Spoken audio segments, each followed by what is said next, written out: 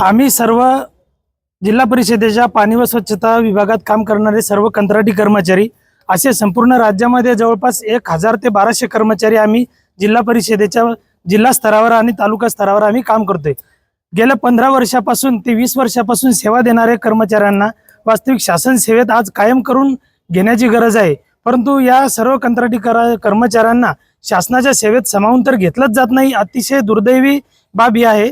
परंतु या ठिकाणी दिवाळीपासून आमच्या सर्व कर्मचाऱ्यांना या ठिकाणी शासनाने 1 रुपयाचं मानधन सुद्धा दिलेलं नाहीये। ही अतिशय खेदाची बाब आहे। एकीकडे शासन अतिशय लोकहिताच्या आणि विविध योजना त्या ठिकाणी जाहीर करते आणि त्या जाहीर करणाऱ्या योजना या सर्व कंत्राटी कर्मचारी पोटतिडकीने राबवतात। परंतु याच कर्मचाऱ्यावर शासनाच्या या अन्यायकारक धोरणामुळे उपासमारीची वेळ या ठिकाणी आलेली आहे।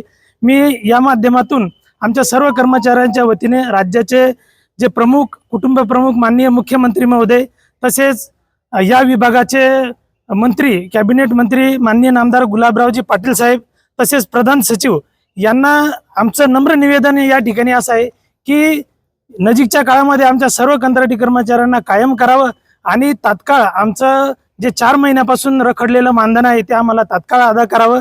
जर उद्यापर्यंत आमचा हा मानधनाचा निधी आमच्या विभागाला वर्ग करण्यात आला नाही तर आम्ही 4 तारखेपासून त्या ठिकाणी बेमुदत काम बंद आंदोलन या ठिकाणी करणार आहोत आणि पुढील निदर्शने सुद्धा आम्ही त्या ठिकाणी जिल्हा स्तरावर आणि शासन स्तरावर आम्ही करणार आहोत। तरी आमच्या मागण्या सर्व मंजूर व्हाव्या ही अतिशय आम्ही तुम्हाला नम्रतेने विनंती करतोय।